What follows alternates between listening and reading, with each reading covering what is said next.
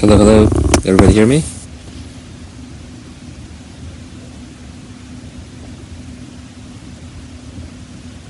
Hey, hey. Can you guys hear me? Everything good? Sound check, mic check. All right. What's up, everybody? It's a lazy Sunday evening. Got a little bit of time to kill. I want to try this thing again. Hello, everyone. We'll give everyone a few minutes to get in, and then we'll talk.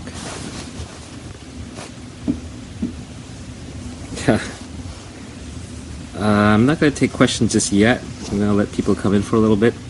I don't actually have a whole lot to talk about. All I did last time was I just riffed, and people took it very seriously. Hey Gary, they wrote down a lot of things. I'm not sure why. I'm sure that I'm going to contradict myself repeatedly, say all kinds of stupid things. So this Periscope is for entertainment purposes only. I do not promise to be consistent or even coherent. Everything is just being made up as it goes. The other options are podcasts. I've noticed with podcasts that people with podcasts, they have to keep fresh material. It's hard, right? Getting on one of these shows or broadcasts or whatever and trying to talk. Sorry, I'll talk louder, 7 squared. I need a better microphone. Okay. Getting on these things is hard regularly because you need to talk about something. And so podcasts seem to go down a couple of routes. One is they have like a single topic, like the history podcast. I don't have a single topic, nor do I really care to build a brand in any topic. So for me, that doesn't work. Another thing they do is they bring on guests, but a lot of people have said no guests. They just want me to talk, and I'd rather talk directly to you guys than to guests. And then the third problem with a podcast is that people make them about current events. But I don't care about current events. Current events are kind of the least interesting thing going on because it's a very temporal knowledge, and I would rather talk about and learn and discuss things that are permanent. So anyway, that's where we are. In terms of microphone, I'm hoping somebody can just do some post-processing and put it up on YouTube because I really like these AirPods. I don't own any Apple stock, but I love Apple AirPods. I think it's the best product they've made since the iPhone, and it's just really easy, very convenient. They fit in my ears well. So, okay, now I think we're ready to take some questions or topics. Please make them intelligent, interesting, and if someone posts something stupid, then unfortunately we will have to kick them out.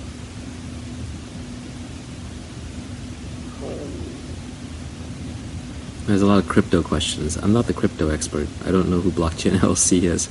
I don't really have an opinion of Tether. I hope it's real and not a scam. Somebody asked, why are tokens inseparable from a blockchain? The way I think about it is, by the way, I'm going to talk about two topics. Let me just back up for a second. I think there are two really interesting topics where maybe I have something to offer just because I started out poor and miserable and I ended up with some money and ended up relatively happy. And they're actually kind of unrelated. Yes, of course they're related, but they're also unrelated. Money doesn't solve all your problems, but it solves all your money problems. Haha. So, it certainly gives you the foundation, but I think that the two things that I've learned over life is I've tried to hack my environment to both make myself more money and also to make me more happy. So those are the kind of two topics that I would like to stick to. I think there's a third important thing that you could also learn in life, which is how to be healthy, but I am not the healthiest person I know. There are people out there who are better at that topic, so one can learn from them. So let me answer the first question. I'll come back to the rest, which was about why do there have to be tokens in a blockchain, in a public blockchain? Well, a public blockchain, what it's basically doing is assembling resources from anonymous distributed actors all over the world. And it's basically making sure those resources are being provided and people can consume those resources. So it's a governance network for distributed resources. And somebody has to keep track of who's providing the resources, who's doing the work, and who's consuming the resources. And so when you do that, you essentially have a ledger entry of credits and debits, and that automatically creates a currency. So in my mind, public blockchains do involve currencies. I'm sure there are exceptions, but they're probably very pathological. Okay, Preston Byrne, Marmot Wave. Hey, Preston. Preston's going to keep me honest. There's a lawyer online now, so I can't say anything more about tokens. Haha. Do I have any opinion on the ketogenic diet? It seems really difficult to follow. It makes sense that the brain and the body would have a backup mechanism for example, the ice ages when humans evolved, but there weren't a lot of plants available. But at the same time, it's, we've been eating plants for thousands of years. So I don't agree with my good friend Zuko, and I don't think plants are bad for you. But something closer to the paleo diet is probably correct. Ketogenic just seems very artificial. It may have specific therapeutic benefits in certain circumstances. It's always worth trying, and it's worth doing ketogenic just to see how the brain and the body process sugar and fat. And I think the interplay between sugar and fat is really interesting. Fat is what makes you satiated, fat in your diet. So when you eat fatty foods, that's what makes you feel like, oh, I'm getting full. And the easiest way to do that is go on a ketogenic diet where you're eating like tons of bacon all the time, and you're going to feel almost nauseous at the end, where you don't want to look at the fat anymore. But sugar, by the way, makes you hungry. So sugar basically signals to your body, oh, there's like this incredible food resource in the environment that we're not evolved for. And so you rush out to get sugar. And the problem is that the sugar effect dominates the fat effect. So if you eat a fatty meal and you throw some sugar in, then the sugar is going to deliver the hunger and the fat's going to deliver the calories, and you're just going to binge. So that's why all desserts are actually large combinations of fat and carbs together. And in nature, it's very rare to find carbs and fat together. In nature, I find carbs and fat together in coconuts, in mangoes, maybe bananas, but it's basically tropical fruits. But it's the combination of sugar and fat together that is really deadly, and so you got to watch out for that in your diet. I mean, diet and nutrition is another thing. Like, I'm not an expert, and the problem is, diet and nutrition is like politics. Everybody thinks they're an expert. Their identity is wrapped up in it because what they've been eating, or what they think they should be eating, is obviously the correct answer. Everybody has a little religion there, so it's a very difficult topic to talk about. But I will just say in general that any sensible diet that works avoids the combination of sugar and fat together. So if you look at the low-calorie diets, they're basically trying to avoid fat because that delivers the calories. Now you're always hungry, but you're not getting many calories on the low-calorie diet. But on a low-fat diet, so that's a low-fat diet, but a low-sugar diet, you're actually getting a fair bit of calories. You're eating calorie-dense foods, but you're eating less of them than you normally would because the sugar isn't spiking your insulin and making you hungry and isn't causing you to store the eaten fat as dietary fat. It's more likely to burn off either just through pure heat, thermogenesis, or muscular exertion. So little thing on diet. Okay, anyway, I'm not really qualified to speak on diet. I don't have the best diet. Okay, wow, there's a lot of questions going by. Any fictional book recommendations? It's hard to say. I stopped reading fiction a while back. I stopped reading fiction about 5 years ago. Part of it was just the awareness that, once you've read a lot, you kind of get bored very easily and you're jumping around a lot. And I like facts. I like actionable stuff. And I find fictional narratives are trying to make a point, and they have data and information in there, but it's just very slow for me. So I like to go faster. And so the fiction that I did end up reading most recently, which even that I don't read much anymore, is sci-fi, because sci-fi is very imaginative. It has lots of, what could happen in science in that. The last fiction book, there's a lot of fiction books that I did read, obviously, back in the day.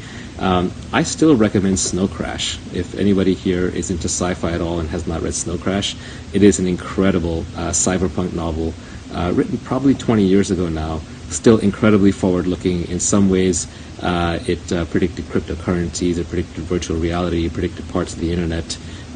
Amazing book, had a huge influence on me. Now, it may not speak to you anymore. It's 20 years later. You're probably younger than me. So the right book at the right time will speak to you in a way that the right book at the wrong time just won't. In fact, the same book picked up 20 years later can have a huge impact. That's how Krishnamurti was for me. I read him in my 20s, didn't make sense. I read him in my late 30s, changed my life. Sometimes you're just not ready for the book, or the book is a conversation between the reader and the author, and just one party isn't ready.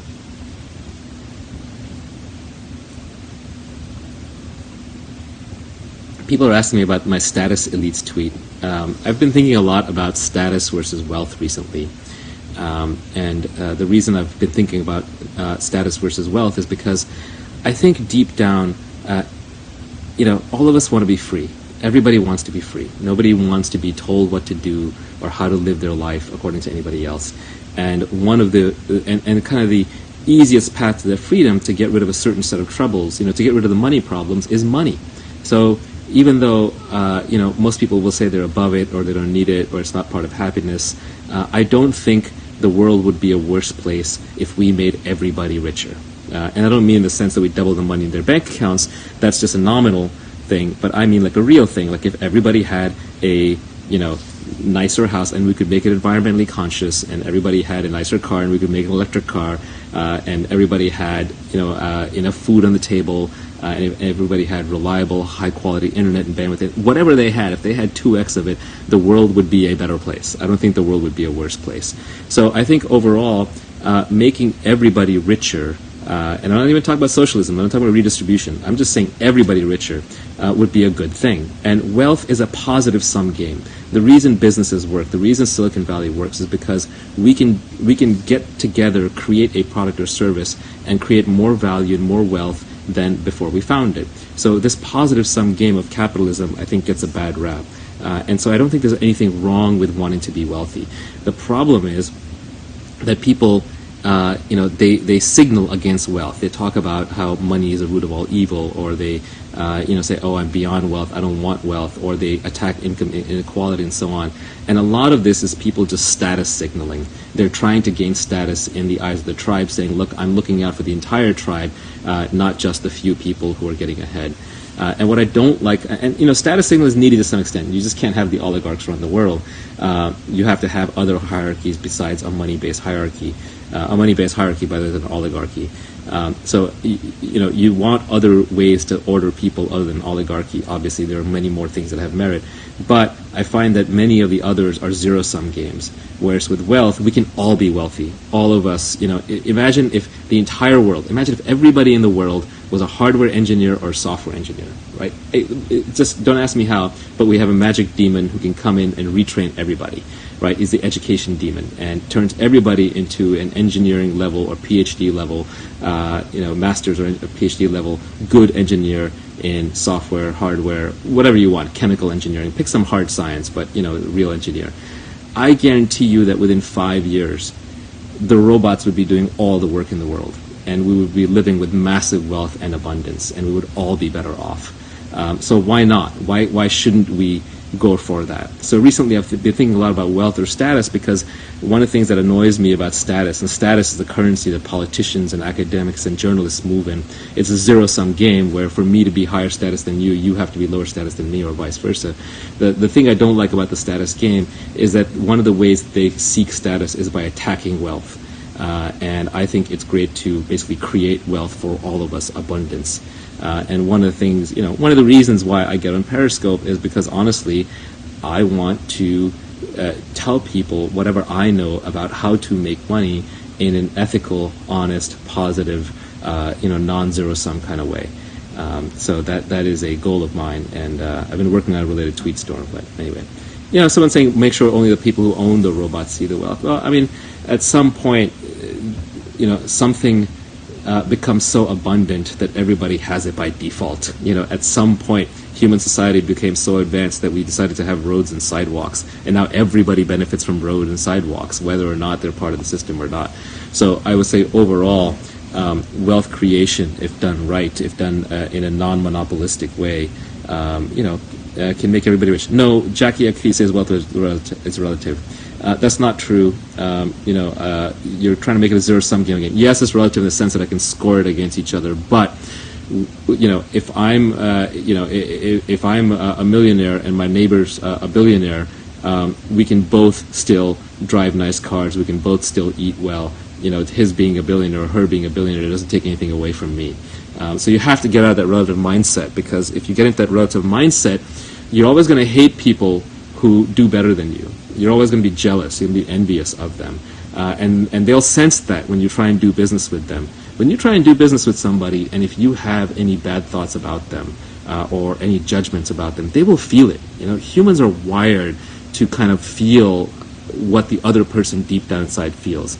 Don't think you're so clever that you can hide it. So to the extent that you have distaste or malice in your heart for someone that you're trying to do business with, if you resent them, they're not going to want to do business with you. And so literally, being anti-wealth will prevent you from becoming wealthy, because you will not have the right mindset for it, you won't have the right spirit, and you won't be dealing with people on the right level. So be optimistic, be positive. It's important. Optimists actually do better in the long run. Why are rich people shooting cars into space when others still go hungry? Why are we on Periscope when people are hungry? At some point in your life, you do make choices and opportunity costs to trade certain things off. To some extent, especially food and famines. Famines are political problems far more so than they're food problems. There's enough food in the world. It's a distribution problem. It's a political problem. Elon Musk is trying to build rocketry and space engines. I mean, on the one hand, his customers are all military or governments, but on the other hand, he's inspiring a new generation to create technology that over time could get us more energy, help us make sure we never run out of phosphates or commodities. That frankly will literally change the world, like literally by changing the world that we are on. So I don't begrudge Elon launching any cars into space. People should kind of do and help out in the way that they're best at. And it's different for everybody. And Elon is very unique and very driven. He's kind of the only guy that I watch out there that makes me think I'm not doing anything interesting with my life, that makes me sort of question, like, am I on the right path? Usually I'm very happy with the way I'm going and the way things are and what I'm doing, but when I see Elon, I do question it.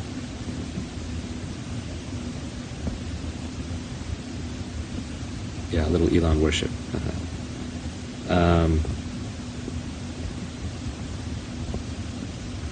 Look, we can already feed all the people out there. To the person who keeps asking about why we can't feed all the people, we can actually feed everybody. No one's starving because of lack of food.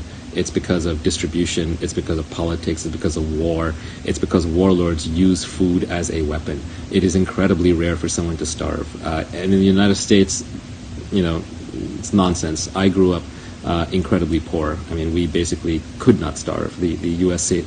social safety net does not let you fall to that level. It has many flaws, but that is not one of them.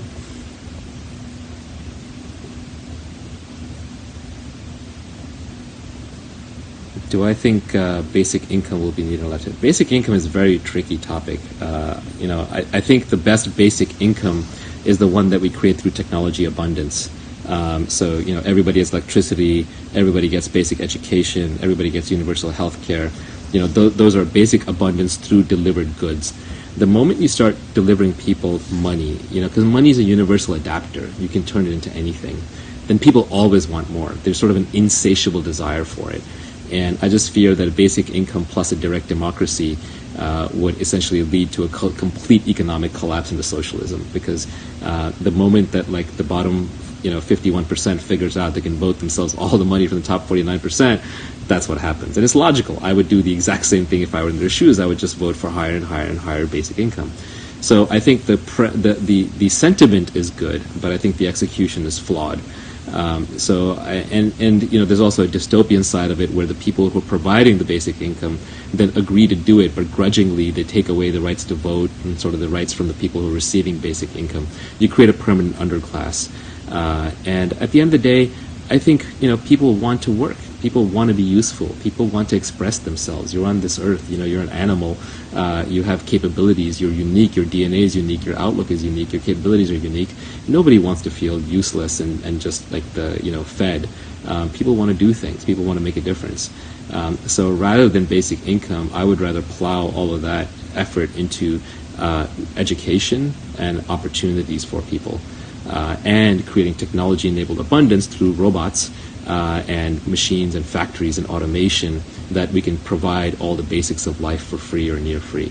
And to do that, we got to get humans out of it, right? If you look at the parts of the parts that are exploding in cost in the economy versus the ones that aren't, it's just how much humans are still involved versus automation. So automation is a good thing. Turn the setup around, your face is too dark. I'm trying to line this better.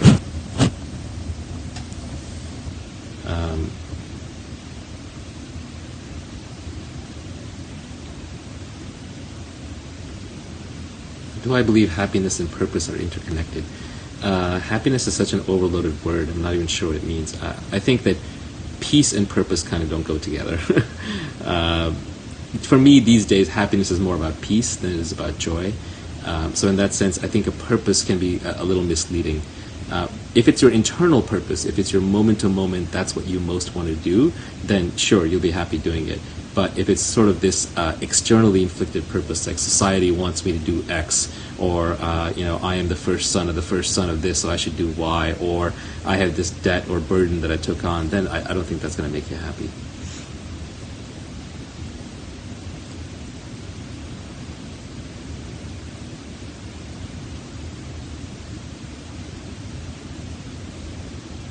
Should I quit my job and move to Silicon Valley? That was a no-brainer a couple of years ago. I think even today, like if you are in the tech industry and you want to create something, then it is probably still the best place to go to. That said, the emergence of the blockchain revolution, ICOs, internet, plus much better video conferencing tools, Slack, and sort of this permanent nomadic class of tech travelers, I think makes it possible now to do startups from more locations and to be in the tech industry from more locations than just Silicon Valley. But I'm still waiting to see the full flattening. That might take decades or more. Do I follow a schedule to maximize time like Ben Franklin? No, I am incredibly unscheduled. I do not like schedules. I want to stay as free as possible. My only schedule is my daily morning workout. And even that I'm not perfect on, but other than that I try to be as unscheduled as possible because I want to be free. What's your IQ? I have no idea.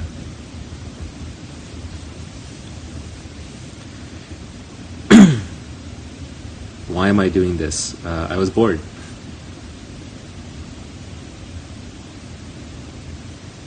What's your stance on equity versus equal opportunity? Equality of outcome and equal opportunity are two different things, and people confuse the two.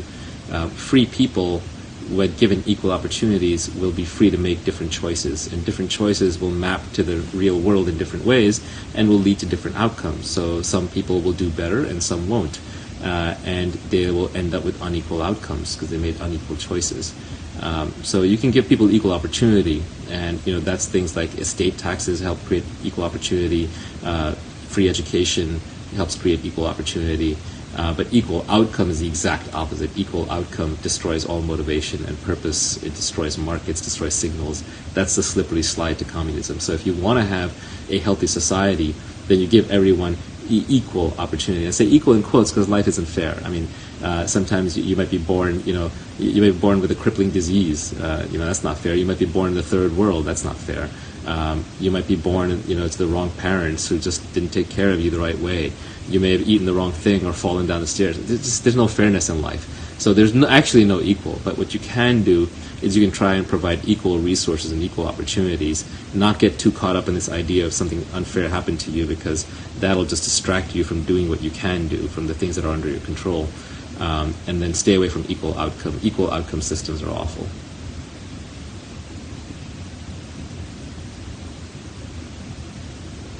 Why am I not active on Instagram? Because I want to talk to smart people and I want to learn things. And Instagram is far more about image and appearance.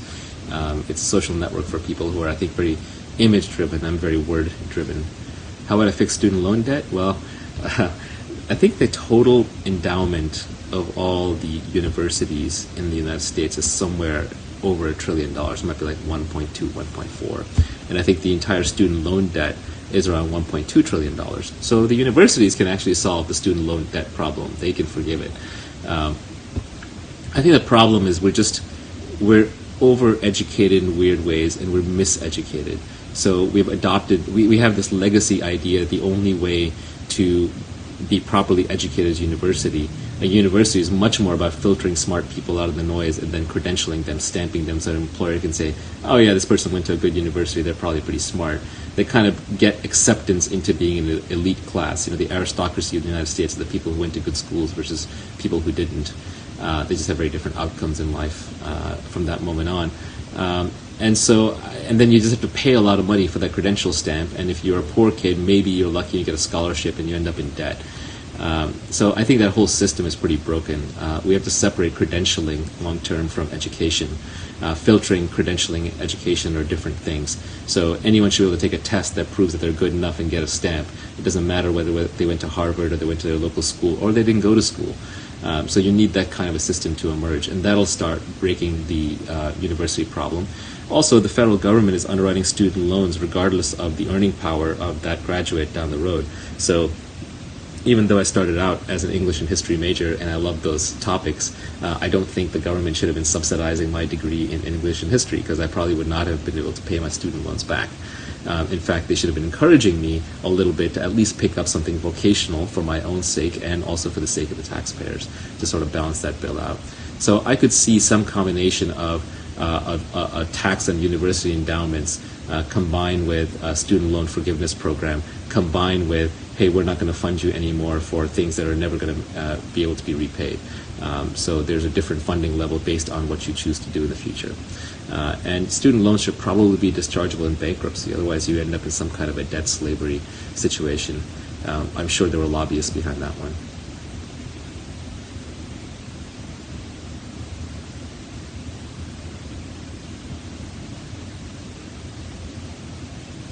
Time management. Yeah, I think one of the most a great goal in life would be to not have to be in a given place at a given time. That is a recent vector that I'm trying to work towards. Obviously, it's not fully realistic. You have meetings and stuff, but at a even more basic level, you have a job, right? Most of us have jobs. We got to go in a certain time of the day and can't come back to a certain time, and somebody else is telling us what to do all day long. And I think it's really worth, whenever you can in life, if you have the choice, optimizing for independence rather than optimizing for pay. Because if you have independence and you're just accountable, let's say, on your output as opposed to your input, that's the dream, being accountable for your output rather than your input. We're used to, humans evolved in societies where there was no leverage. So if I was chopping wood or carrying water for you, you knew that roughly 8 hours put in would be equal to about 8 hours of work that came out. But now we've invented leverage through capital, through co-working, through technology, through productivity, through all these means. So we live in an age of leverage. And as a worker, you want to be as leveraged as possible so that your work has a huge impact and it won't take as much of your time or physical effort. Like, you'd rather work with a bulldozer than work with your hands, the same way you'd rather work with a computer than you would with a pencil. So those are just forms of leverage. So you want to use as much leverage as possible. And a leverage worker can outproduce a non-leverage worker by a factor of 1,000 or 10,000. And with a leverage worker, the choice of how they make the decision is far more important. Their judgment is far more important than how much time they put in or how hard they worked. So, for example, a good software engineer, just by writing the right little piece of code and creating the right little application, can literally create $500 million worth of value for a company. But 10 engineers working 10 times as hard just because they chose the wrong model or the wrong product or wrote it the wrong way or put in the wrong viral loop or what have you, they basically wasted their time. So inputs don't match outputs, especially for leveraged workers. And so what you want to do in life is you want to be in control of your own time. So you want to get into a leveraged job, and then you want to get into one where you control your own time and you're tracked on the outputs. That would be the ideal. Because then, if you do something incredible to move the needle on the business, they're going to have to pay you. And they're going to have to pay you, and especially if they don't know how you did it, because it's innate to kind of your obsession or your skill or your innate abilities, then they're going to have to keep paying you to do it. This goes back to what I talked about in the first podcast. If you have specific knowledge, you have accountability, and you have leverage, then they have to pay you what you're worth. And if they pay you what you're worth, then you can get your time back. And if you get your time back, then you can be hyper efficient. Then you're not doing meetings for meetings' sake. Then you're not trying to impress other people. You're not building checklists and writing down lots of things just to kind of make it look like you did work. All you care about is the actual work itself. And when you do just the actual work itself, you'll be far more productive, far more efficient. You'll work when you kind of feel like it, when you're high energy, and you won't be trying to struggle through when you're low energy, and you'll regain your time back. So I think choosing what kinds of jobs and careers and fields you get into, and what sort of deals you're willing to take from your employer, assuming you have that luxury, will give you much more free time, and then you don't have to worry as much about time management. The image that I like to put in my own head, what I would love to do is I would love to be paid purely for my judgment, not for any work. I want the robots to do the work, or capital or dollars being deployed somewhere out there to do the work, or computers to do the work. But I want to be paid for my judgment, and I think every human should aspire to that, where we're eventually just becoming knowledgeable, or we are knowledgeable about certain things, and we're being paid for that unique thing, and we have as much leverage as is possible in that business, whether it's through robots or computers or what have you. And then we can also be masters of our own time, because we're just being tracked in outputs and not inputs. Yeah, think about CEOs. People always complain about CEO pay. They don't understand how it works. Think about this. If you're running a public $100 billion company, right, like you're CEO of a real company that's worth $100 billion, I'm sure you can find competent people who'll do that job for $500,000 a year, for $1 million a year, $2 million a year. But imagine someone comes along who demonstrably has slightly better judgment, like 85% instead of 75% of the time they're right. Well, you will pay that person $50 million, $100 million, $200 million, whatever it takes, because that 10% better judgment is steering a $100 billion ship. So CEOs are highly paid because of their leverage. So small differences in judgment and capability really get amplified. Look at professional sports. Nobody wants to watch, the third place, the bronze medal winner. Everybody wants to watch the gold medal winner. So the gold medal winner will get paid multiples because their leverage, their reach is to millions of individuals, whereas the bronze medal winner has a reach to hundreds or thousands of individuals. So they can just for being a marginally better, like running that quarter mile in a fraction of a second faster, they're going to get paid a lot more, orders of magnitude more.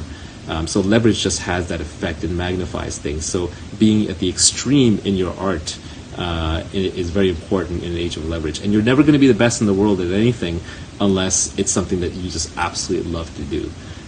No one can compete with you on being you. No one can compete with me on being me. So when I think about what my profession, what my job, what my work is, it's just being me. What am I doing on Periscope right now? Why am I here? I'm just me being me. I don't have any other good explanation for it. But I just know no one's going to beat me at being me. So if I ever need to make money off of it, I can. And I'm going to be darn good at it. What do I think is the most exciting thing changing the world right now? I think we live in an age of technological marvels, revolutions. But we just miss it. We just forget it. It's like how we take everything for granted. But the pace of technology change is accelerating so much. Not the singularity, I'm not going all the way there, but the pace of technological change is accelerating so much that I think we do have the reach for all humans to live a life of abundance in our grasps. In one sense, I feel like I'm lucky because, I'm the first generation that gets to have massive income mobility, gets to have iPhones, gets to have the internet. Generation before me didn't have the internet. Poor people, I feel so bad for them. They missed the internet. On the other hand, we may be the last generation that misses life extension, right? So we may all die of natural causes, and the generation after us is getting all the cyborg implants. But I think overall we live in a very exciting transition age, a frontier age, an age of technological marvels where each of us has a supercomputer and is connected to every other human on the planet. And it's a fantastic time to be alive. So I just look at the pace of technology, evolution and revolution, and that gives me hope for humanity. I just hope we don't kill it over politics.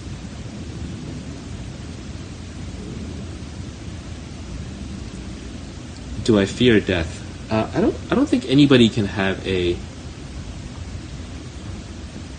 I don't think anybody has a real relationship with death, right? It's just like this big unknown. I think most of us just ignore it most of the time.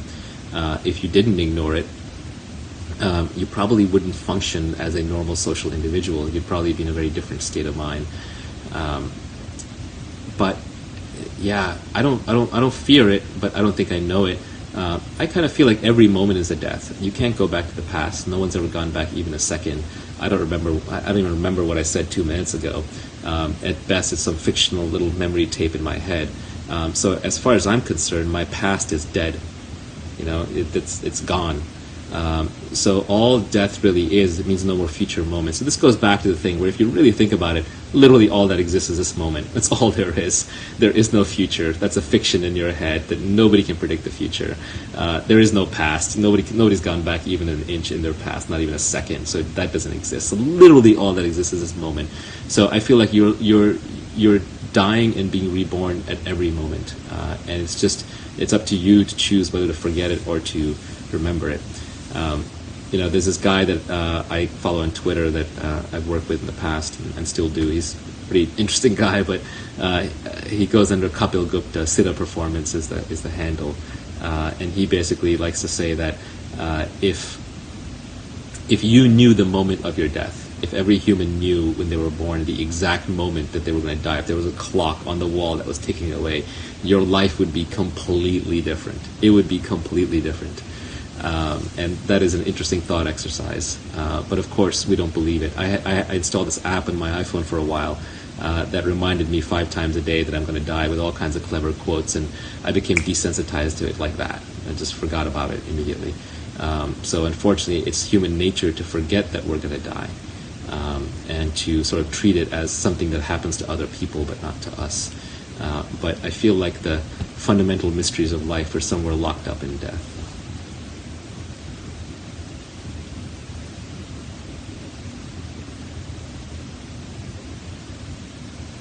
What's the purpose of building a business? Building a business, I think, is a wonderful thing. Selfishly, it can achieve financial independence for you, and it can help you get paid what you're worth. Socially, you only get paid in a legitimate business that's not taking advantage of crony capitalism or government corruption. You only get paid for building something that people want. So you're helping people by giving them something that they want. It's a creative act. It's a social act. It's kind of one of the best things that you can do. Why have kids? Well, someone asked why have children. So you were put here. You came here through an unbroken chain of your ancestors, from tadpoles till now, that all replicated. Are you literally going to be the first ones to miss that branch? I mean, yes, of course, my ancestors are dead, and I will never communicate with them.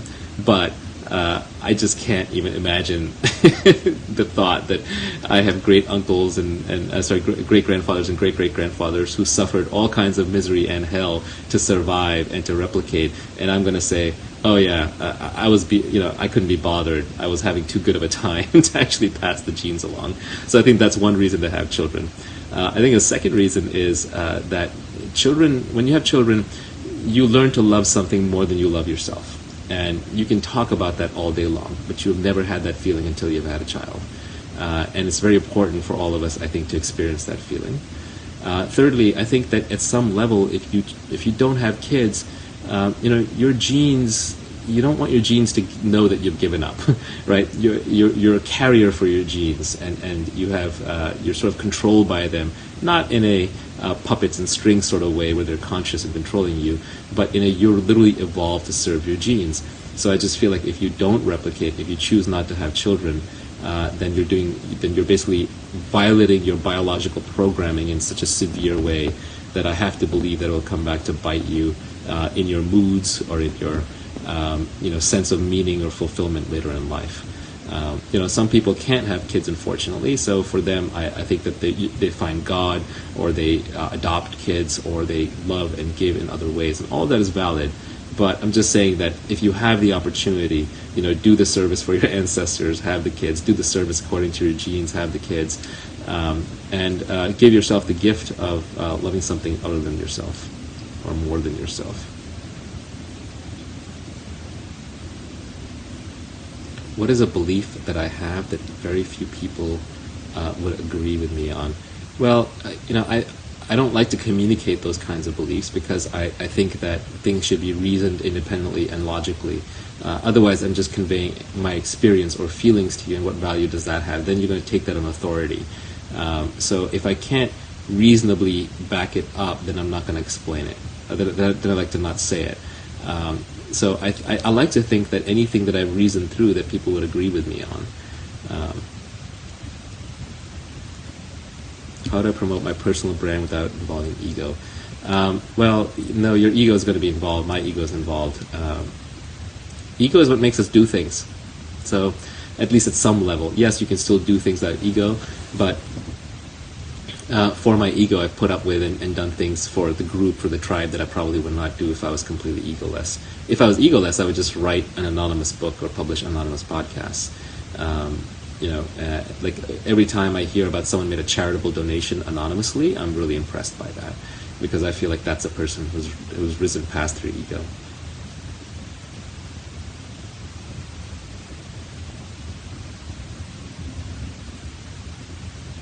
The white thing I have in my hand is the AirPod case. I'm just fiddling with it. Will AI take over the accounting industry? I would guess probably, yeah. And AI, forget AI. We don't need to talk about AI, because AI, general AI, the Skynet Terminator style, the one who can sit here and talk like me, is really far off. I think people exaggerate that. Automation, on the other hand, is a real thing. We're constantly automating things, and the internet is automating more and more things. So will accounting be automated? I would say like 90% of accounting will be automated. All the mechanical stuff, all the tracking stuff. But that's fine, because what will happen then is the 10% remaining that's creative will probably increase in size, first of all, because there'll be more time for it. People will demand more of it. And I know creative accounting is a bad thing, but there is creativity in accounting like there is in almost any discipline when you go deep enough. And I think it will also create more related industries next to it, as those people who are in accounting can use those skills to maybe do other newer, better, higher paying things. But there is a retraining period and there's a pain period in between. So you always want to stay fresh, you always want to stay forward looking, you always want to stay learning in learning mode.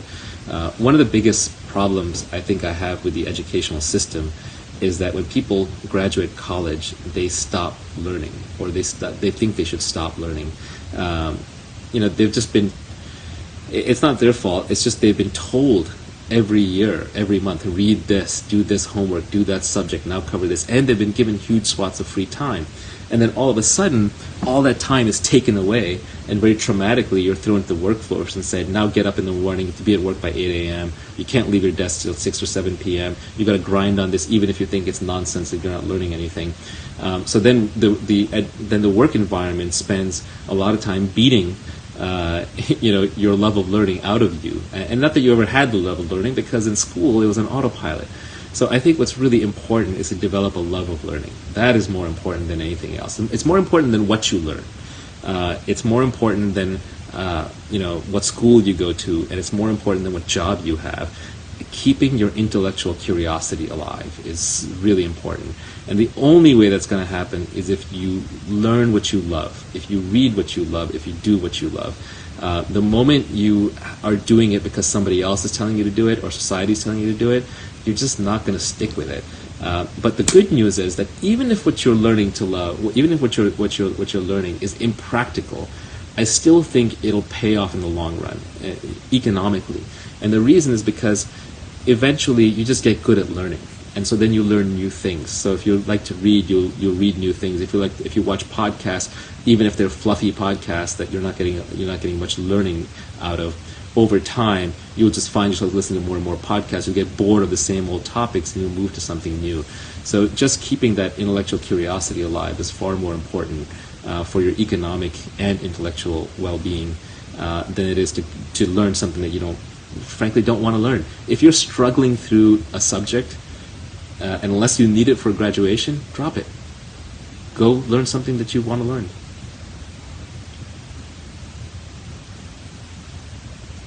Do I mute politics on Twitter? I don't. I'm not above that yet. I find politics highly entertaining, right? But I try to watch it a little more detached. I try not to get emotionally involved. But it's hard. Like just very recently, right before getting on this Periscope, I put out a tweet about Wired, who wrote an article that's starting to make the case against the First Amendment and wants to basically says we should start having a discussion around censorship. And I just think that's bullshit. The one thing that is not up for debate is the right to debate. The one subject that I get really passionate about is free speech, because there's a reason why it's the First Amendment to the Bill of Rights and not number 9. all the other rights derive from and are protected by the freedom of speech. If you don't have freedom of speech, you don't have anything. And these people who want to say, well, let's just have the dialogue about censorship, that is a slippery slope to hell. That is the kind of thing that would make me then fall back on the Second Amendment and get a gun and go into the hills, because I think it's that strong of a thing that you could literally have a slide from free society into an autocratic society without free speech. Free speech is fundamental. And people say that, oh yeah, it is limited in some cases. It's not. Free speech is not the thing that's limited. What's limited is actually creating a threatening environment for other people. So it's the actions of your speech that you can still be held accountable for. The actions that come out of them, but the speech itself should not be limited. And I think that people like Wired, who are starting to advocate for mechanisms to censor people, I would say, well, then, if you really want to stress test a censorship system, what you should do is you should design it, you should build it, and then you should hand it over to your worst enemy and let them run it on you for the next 10 years. And, if that still gives you the outcome you want, then it's fine. But I think what you'll find is that, creating any mechanism for censorship is basically just creating the perfect weapon for the next dictator to take over. And whether you hate Trump or whether you hate Bernie, you give them those kinds of powers and mechanisms. If they can muzzle speech, there's nothing they can't do. I think I'm going to have to hop off pretty soon. I'm running out of time. I will do one last question, and then I will bid you all farewell.